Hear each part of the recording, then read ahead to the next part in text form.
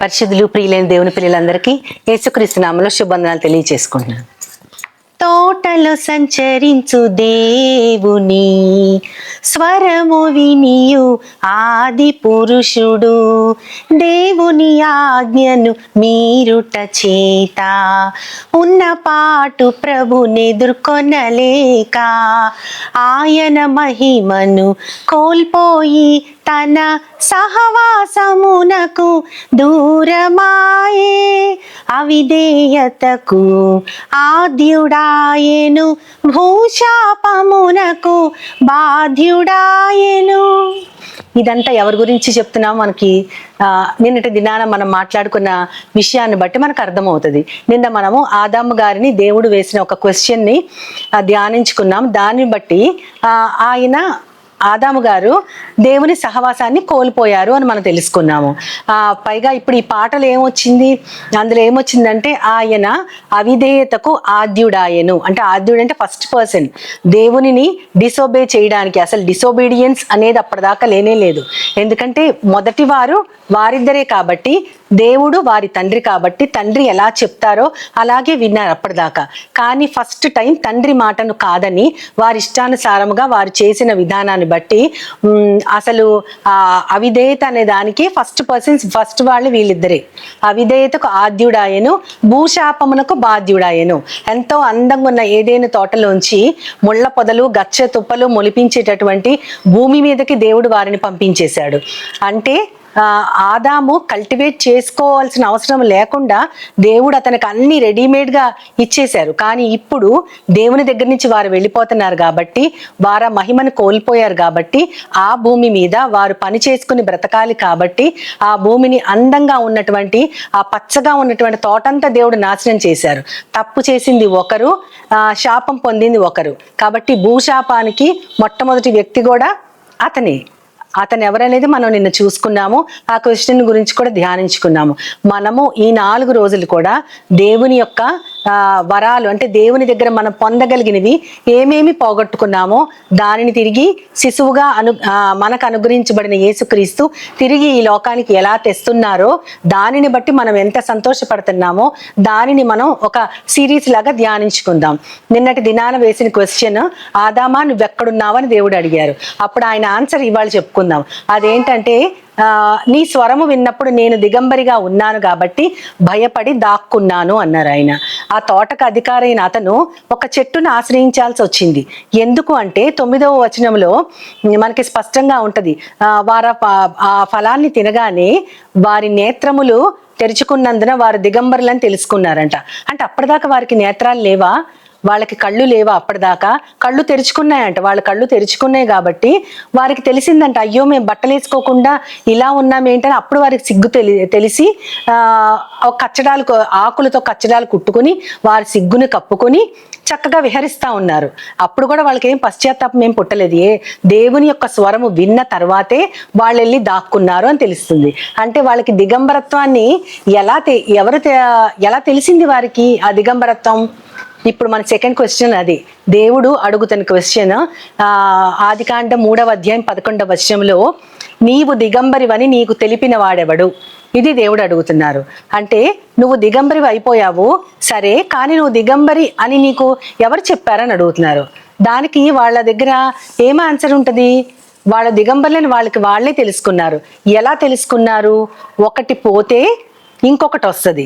ఆ పోగొట్టుకున్న దాన్ని బట్టి ఏదొచ్చిందో వాళ్ళు తెలుసుకున్నారు. వాళ్ళు పోగొట్టుకున్నది ఏంటి అంటే దేవుని మహిమని. ఇందాక పాటలో ఉంది కదా, దేవుని మహిమను కోల్పోయి అని ఉంది కదా. దేవుని మహిమే వాళ్ళని వెలిగిస్తా ఉంది. అంటే దాన్ని ఎలా చెప్పచ్చు అంటే, చిన్నప్పుడు నేను పిల్లలకి ఎలా చెప్పేదానంటే, ఇది వారికి అర్థమయ్యేది కాదు. అప్పుడు ఎలా చెప్పేదానంటే, ఇంటిలోకి వచ్చి ఒక ట్యూబ్ లైట్, చీకటిగా ఉన్న గదిలో ట్యూబ్ లైట్ ఆన్ చేస్తే చక్కటి వెలుగు వచ్చేది. ఆ తర్వాత ఆ వెలుగుని చూపించి ఇలా ఉండేవారు ఆదాము అవ్వలు. అంటే అలా వెలిగిపోతూ దేవుళ్లాగా ఉండేవాళ్ళు. ఆ ట్యూబ్ లైట్ ని ఆఫ్ చేస్తే, దానిని పట్టుకుంటే, దానిని తేరిపార చూస్తే ఆ ట్యూబ్ లైట్ మీద మురికంతా కనపడతా ఉంటది. అంటే మనుషులు దేవుని యొక్క మహిమ చేత కప్పబడితేనే వారు వెలుగుతూ ఉంటారు. వారు ఆ వెలుగుని, ఆ మహిమను కోల్పోతే, ట్యూబ్ లైట్ ఆఫ్ చేసిన తర్వాత దాని మీద ఉన్న మచ్చలు కానీ దాని మీద ఉన్న మురికి కానీ ఎలా తెలుస్తుందో, ఇప్పుడు వాళ్ళు ఆ మహిమని, ఆ వెలుతురిని కోల్పోయారు కాబట్టి వాళ్ళ యొక్క నేత్రాలు, వాళ్ళ యొక్క కళ్ళు తెరవబడ్డాయి అన్నారు. ఆ కళ్ళు ఏంటంటే వాళ్ళని వాళ్ళు చూసుకుంటున్నారు. ఏంటి ఇలా ఉన్నామేంటి, ఇప్పటిదాకా ఇలా లేం కదా, ఎందుకుంటారు అలాగా? దేవుడు ఎలా ఉన్నారో వారు కూడా అలాగే సృష్టించబడ్డారు. తండ్రి అయిన దేవుడు మన పోలిక చొప్పున, మన స్వరూపము చొప్పున నరులను తయారు చేసుకుందామని ఆయన స్వయంగా సృష్టించిన వారు వారిద్దరు. అయితే వాళ్ళు ఆయన పోలికని కోల్పోయారు, ఆయన స్వరూపాన్ని, ముఖ్యంగా ఇక్కడ ఆయన మహిమను కోల్పోయారు. కోల్పోయిన ఆ మహిమని, ఆ మహిమ పోగానే వాళ్ళకి ఏం తెలిసింది అంటే వాళ్ళ నేత్రాలు తెరవబడ్డాయి కాబట్టి మేము దిగంబరంగా ఉన్నామని. అది ఎవరికి చెప్పక్కర్లా. ఒక మంచిది పోగొట్టుకున్నప్పుడు ఒక మలినమైంది కనపడుతుంది. అంటే మనల్ని కప్పి ఉంచాల్సింది దేవుని రక్షణ, మనము వెలిగించబడాల్సింది దేవుని మహిమతో.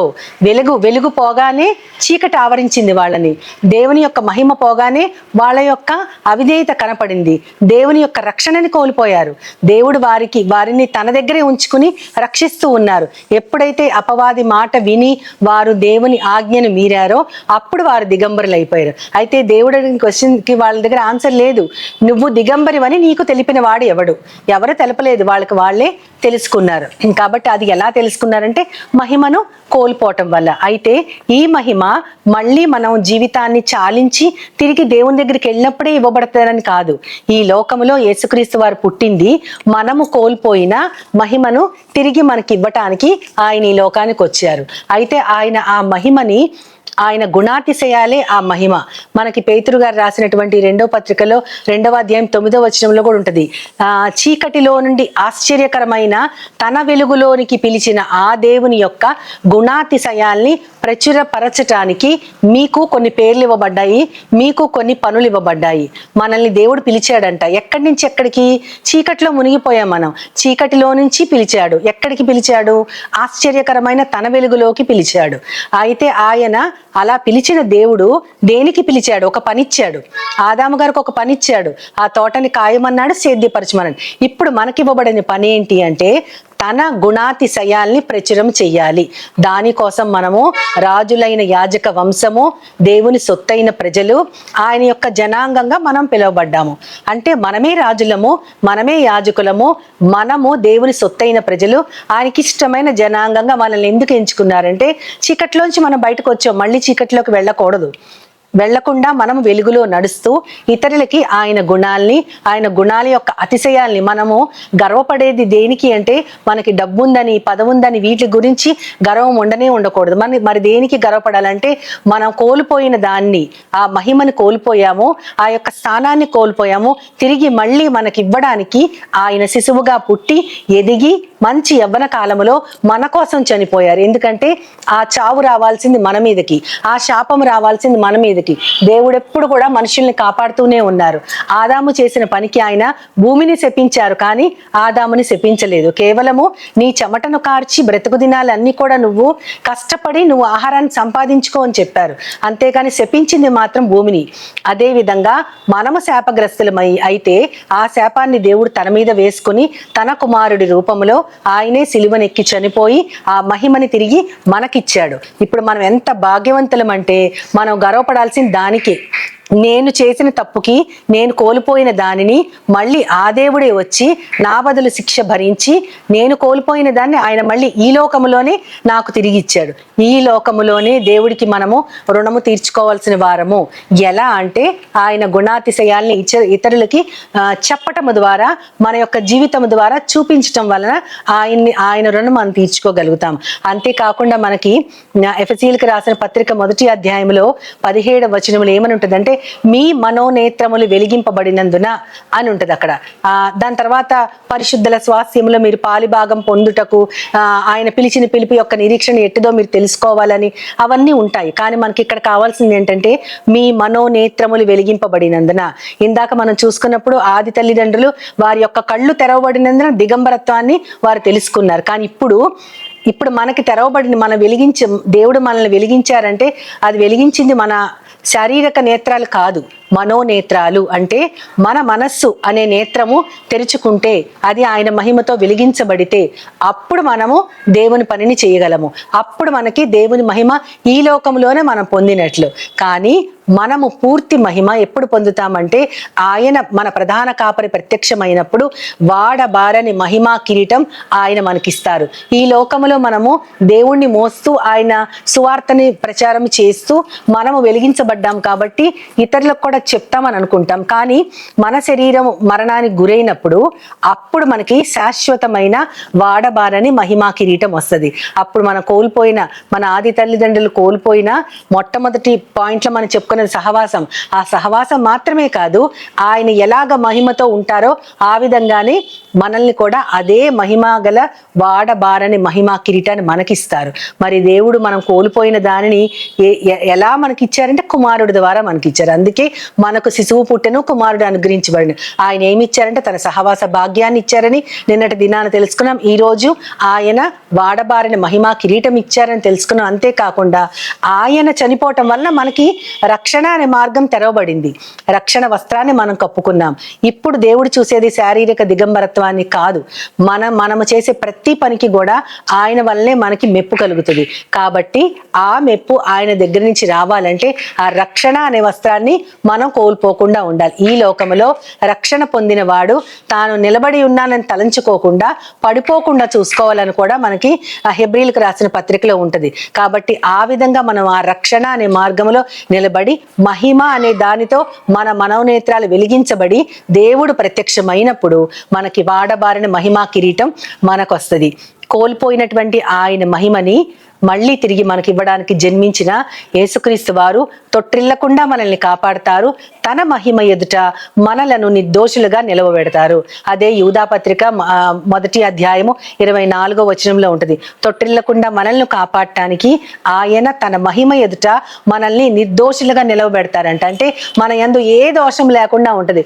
మన తల్లిదండ్రులు అయితే మొదటి వారు చేసిన దోషము ఆయన వద్దన్నటువంటి పని చేసి వారు మహిమను కోల్పోయి చీకటిగా వారు కనిపించారు. వారు ఆ వెలుగును కోల్పోయి తమ శరీరం కనపడుతుందని సిగ్గును దాచుకోవడానికి ట్రై చేశారు. కానీ ఇప్పుడైతే ఆ రక్షణ వస్త్రం మన మీద ఉంది. యేసుక్రీస్తు మరణం వల్ల మన మీద ఉంది. ఆయన పుట్టారు కాబట్టి చనిపోయారు, చనిపోవటం కోసమే పుట్టారు. ఈ వాక్యాన్ని మనం ధ్యానించుకుంటూ రెండు దినాలు సహవాసాన్ని ఎలా పొందాము, ఎలా పోగొట్టుకున్నాము చూసాము, ఎలా పొందాము చూసాము. ఈ దినాన మహిమని ఎలా పోగొట్టుకున్నామో అక్కడ కళ్ళు తెరవబడి దిగంబరత్వం కనపడింది. ఇప్పుడు మన మనోనేత్రాలు యేసుక్రీస్తు వల్ల వెలిగించబడి వాడబారని మహిమా కిరీటం మనం పొంది ఆయన మహిమ ఎదుట నిర్దోషులుగా నిలవబెట్టడానికి మళ్ళీ ఆ శక్తిని ఆయనే మనకిస్తారు. కాబట్టి ఇంత గొప్ప భాగ్యాన్ని కలిగినందుకు ఆయనని కీర్తిస్తూ చిన్న ప్రార్థన చేసుకుందాం. ప్రేమామయుడ ప్రియ పరలోకపు తండ్రి, నాయన మేము కోల్పోయినటువంటి రెండవది నీ మహిమ తండ్రి. ఆ మహిమ వల్ల మా కళ్ళు తెరవబడి మేము దిగంబరులమని గుర్తించాం. కానీ ప్రభా నువ్వు పుట్టడం ద్వారా, చనిపోవడం ద్వారా మాకు మహిమని తిరిగి ఇచ్చారు ప్రభా. రక్షణ వస్త్రాన్ని మాకు కప్పారు. దీనిని మేము తలంచుకుంటూ ఈ భాగ్యము తెలియని వారికి, రుచి చూసిన మేము వారందరికీ తెలియపరచడానికి మమ్మల్ని అందరినీ నీ చేతులకు అప్పజెప్పుకుంటూ నీ ప్రియ కుమారుడు నా ప్రియ ప్రభు యేసుక్రీస్తు వారి ద్వారా కోరి ప్రార్థిస్తున్నాను పరమ తండ్రి. ఆమేన్, ఆమేన్, ఆమేన్. వందనాలు. As Jesus now, He's always near, with open arms, He's always